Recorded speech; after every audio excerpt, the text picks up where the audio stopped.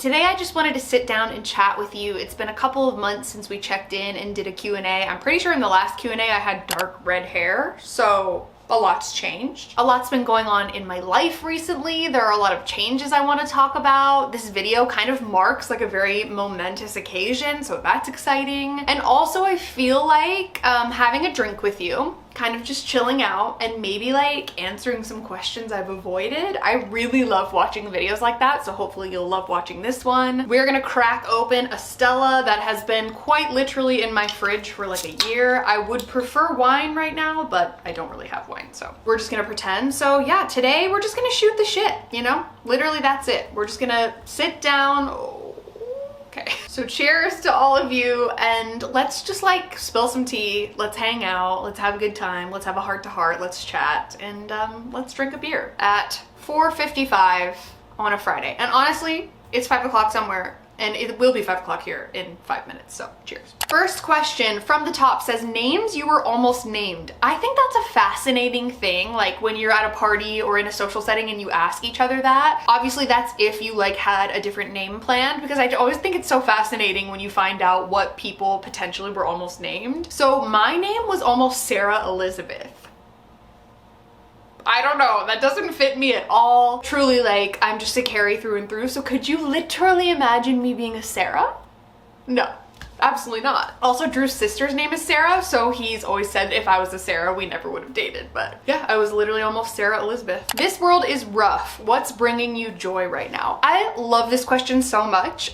First and foremost, alcohol. Just kidding, only sometimes. I love this question because, yeah, like I'm not gonna try to breeze over the fact that like life, especially in 2022, especially in the United States, has been really bleak. Like it's been really, really bleak, and there's been many, many days where I feel like I'm spiraling and it feels like we're back in 2020 again, and it feels so just hopeless. And don't get me wrong, like those days are very much still present, but I think the things that are bringing me joy are like the little things, like having my little family, my partner, our animals, like, you know, just little things like our routine, and ordering Postmates and sitting on the couch and like cuddling up and watching a show. Or honestly, TikTok brings me a lot of joy, I'm not gonna lie. TikToks of animals, TikToks of old people, funny TikToks, like there's just so many creative people. I love when there's a new platform because just so many people are so creative and like they just come out of the woodwork and it's amazing. So I don't know what that says about the state of the rapid decline of my brain, if like TikTok is what's making me happy, but TikTok brings me joy. Reading, being outside, lots of really exciting changes happening in my life. Like there's a lot of stuff that's bringing me joy, but yeah, definitely hold on to the little things for sure. Okay, I feel like we'll address this now because one of the most asked questions I got was any updates on the moving situation? What are we doing? Are we staying? Are we going? If you follow me on my vlog channel and even maybe Instagram, you'd probably already know this, but we are moving back to LA. I'm so excited. Cheers to that, honestly. 2 years later, we're back. If you're new here and didn't know, Drew and I, my boyfriend, we lived in LA at the end of 2019, and then obviously we know what happened in 2020, but right before the pandemic, we had some horrible neighbors move into our apartment complex. They caused us so much stress during lockdown, and we obviously like couldn't leave our house, so it was really, really awful. So we ended up leaving like a month early from the end of our lease, and we just left our apartment empty for the last month because we literally could not stand being in there anymore. And we thought about staying in LA, but it didn't make much sense with the pandemic and being in lockdown. So we came back here to Arizona for the last 2 years. We've rented this amazing house, which we love so much, and we still love it. Like it's still an amazing place to live, but we just feel really called to go back. Like we just really, really want to go back, and we've had talks about this for 2 years now, and we're just ready. Like it just feels like we're getting another shot. Like this is an LA round 2 type of thing, and we're just really, really excited. So this video actually is my last video that I'm filming in this room, in this house, and I just have so much gratitude for this room. Like I've filmed so many videos in here, and I've spilled so many of my guts to you guys in here, and we've had so many heart-to-hearts and amazing conversations and so much fun and laughs and try-ons, and like I'm always just so grateful for a space when my time with it has come to an end. And I really hope whoever lives here next enjoys enjoys this little space and enjoys like the energy that I put into it and like am leaving here. But yeah, that's another reason why I just wanted to have like a chill sit down kind of Q&A chit chat video for my last video in this house, because we've been through a lot together. It's just really sentimental. So yeah, cheers to this space. You will see this background in some form, but never in this space again. It's like the end of an era, kind of, but we're starting a new season, so we're excited. But yeah, we are moving back and we couldn't be happier. We are so freaking thrilled. If you want to see more of like the moving content, because I think by the time this video goes up, we will already be there. So if you want to see any like behind the scenes stuff, definitely make sure to check out my vlog channel. It's always linked in the description box below. I'll also link it in a card up here so you can check it out. But yeah, we're doing a lot of vlogging of the moving, of the moving situation. What's something you'd tell your 20-year-old self? Hold please. I'm gonna need a refill for that one. My 20-year-old self was, so just lost and wounded and in pain and just confused and so many other things. And so like, honestly, the biggest thing that I would tell her, even though she wouldn't listen, but we're just saying, what would you tell her? I would honestly tell 20-year-old me to like spend some time alone. Yeah, that would never happen. But I was like a very relationship girl in my, you know, late teens, early 20s. I was extremely codependent on my relationships with men. And I would also tell 20-year-old me to like date better guys.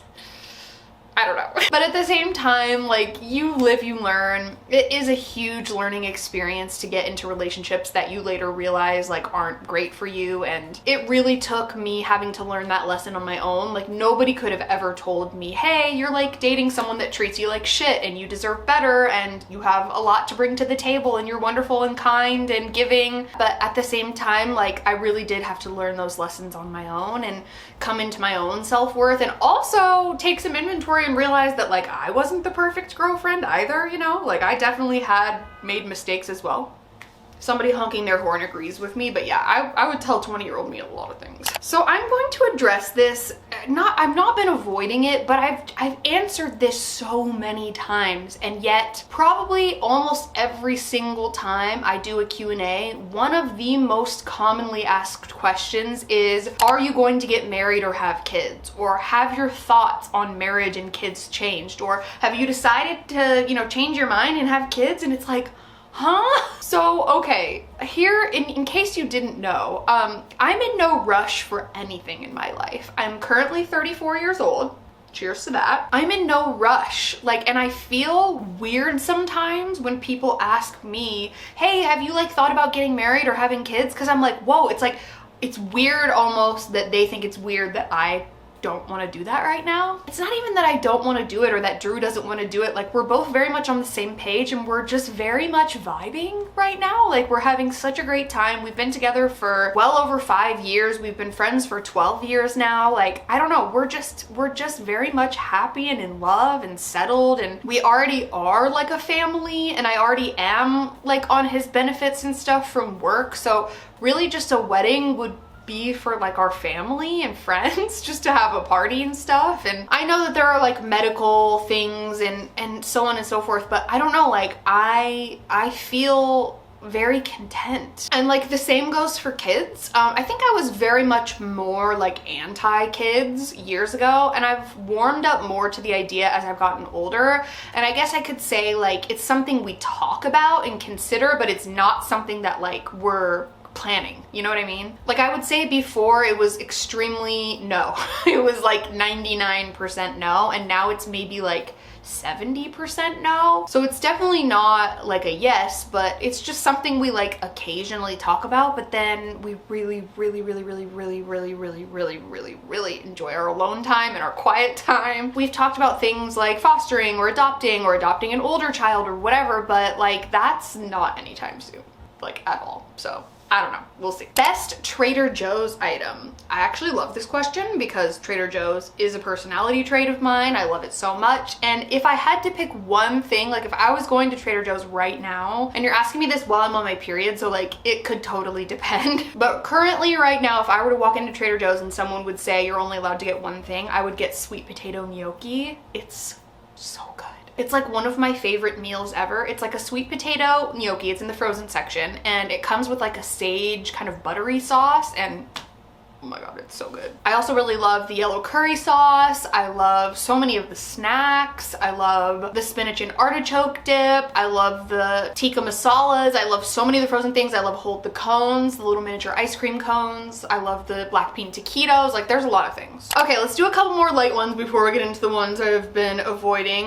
This one says NSYNC or BSB.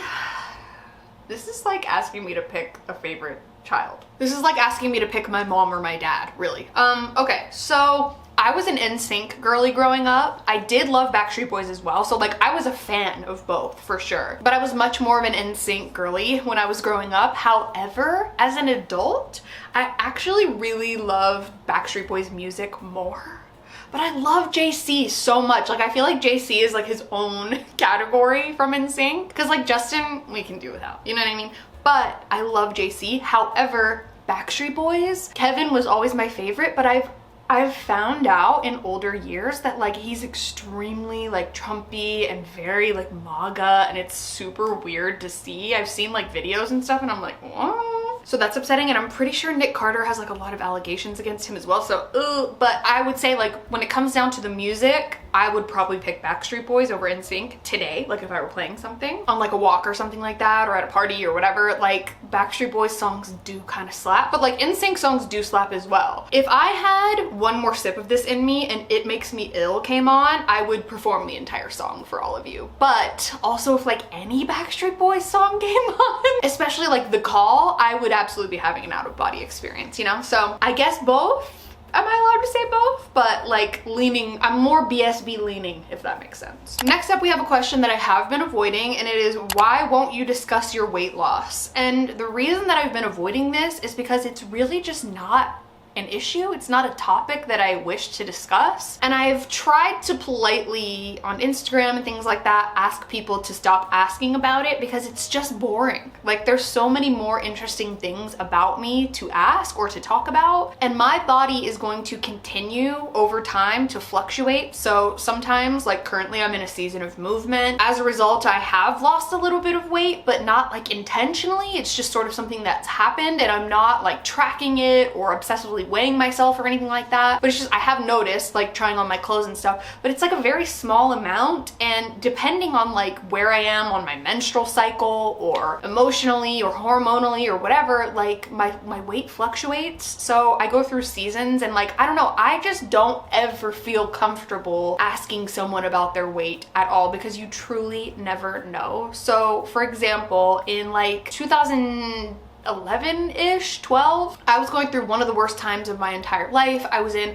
a really horrible relationship. I had an extremely disordered relationship with food, but I was so obsessed with getting thinner and thinner and smaller and smaller. And when I was losing weight, because of these obsessive, very disordered eating habits, and also depression and so much anxiety because of my relationship, I was also in an extremely verbally and emotionally abusive relationship, and my hair was falling out. I was like, my eyes looked sunken in, and like everyone around me was telling me how amazing I looked. And I once had a doctor tell me to keep doing whatever I was doing because I looked great, and it only validated those things for me. It only made it even worse, and I was not healthy at all. I was, you know, barely eating. Trigger warning if talking about food and, you know, diet culture stuff and disordered eating upsets you, but I mean, I was like drinking a Diet Coke and eating a few Cheez-Its a day, and like people were, you know, praising me for getting healthy. And it just sucks because, you know, yeah, I have gained weight over the last several years, and now that like I've sort of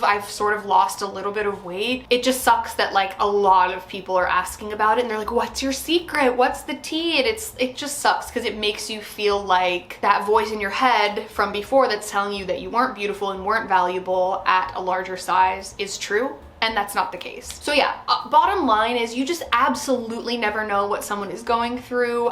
Someone could be chronically ill, someone could be going through cancer or grief or something really, really awful. So when you like commend them on their weight loss or comment on their body at all, it can really, really mess with someone's head, like very badly. How do you feel about folks getting weight loss surgery? I actually got a few questions about like specific people in like the body positive space or in the plus size space or the fashion space or whatever getting weight loss surgery. And my answer to that is it's none of my business. It's none of my business what someone else decides to do with their body. I'm very much a believer in bodily autonomy and for someone to make a decision based on what they know about their own body. And, you know, for someone to resort to getting weight loss surgery, something that's incredibly expensive, it's dangerous, it's also really, really difficult to recover from, that person has to be in a pretty bad place in order to get there. You know, they probably have to have been through a lot of like emotional pain, and not to mention all of the criticism that comes along with that. You know, I think that people should do whatever it is that they want to do to make themselves feel happy. It sucks, and I feel like, you know, when you zoom out, there is a bigger conversation to be had about like why on earth we feel like we need to have to do these kinds of things. But I truly believe that someone should be able to do whatever the fuck they want with their own body. Would I personally do that? No, of course not. But it's not my place to judge or cast criticism on someone else for something that I have no idea why they did it or what they went through to get to that point, you know? I do want to briefly touch on this question because I don't get asked like a ton, but every time I do post a Q&A box on Instagram, I do get asked this question a few times. Like, it's not overwhelming or anything, but I do know that there is curiosity out there because this was a part of my journey online. And that question is, what happened to the thrift queens? Long story short, we're not in contact anymore. I wish them nothing but the best, truly, from the bottom of my heart. I have had some of the happiest memories in my life with them. We've been on many trips together and we've filmed lots of videos together, and I will always be grateful for that. But just part of life and growing up and being an adult is realizing that like sometimes you're with people for a season and sometimes you're with people for a lifetime, and both are okay. That's sad. It definitely is sad, like don't get me wrong, but we haven't been in contact for like almost a year now. So now that I have kind of like addressed it very briefly, I would really love and appreciate if we could just like move on. And I just want to say to anyone, every time I've talked about this in videos, like anyone who has gone through like a friendship breakup or a friendship dissolving, or you just kind of grow apart from someone, it sucks. It's absolutely, you know, not fun, but it is just kind of inevitable sometimes, and it's just part of life. So sometimes you outgrow people, sometimes they outgrow you, but I am truly just moving forward at this point in my life. And lastly, I will like briefly touch on this because I feel like this video is already long enough, but these two were kind of in the same vein. This first one said, any updates on PCOS or endometriosis diagnosis? Love ya, love you too. And then the other one said something along the lines of like, do you ever get nervous to be weighed at the doctor? And the answer to that is yes. In case you don't follow me on my vlog channel, last year or right around this time, I went to the doctor, I went to the OBGYN to get an appointment to discuss my excruciating periods. I've had pretty much for the last 15 or so years, like truly excruciating periods. And long story short, I was essentially told by the OBGYN that it was because of my weight, it was because I had gained weight, and that I wasn't allowed to come back until I had lost 30 pounds, and that I need to cut out this,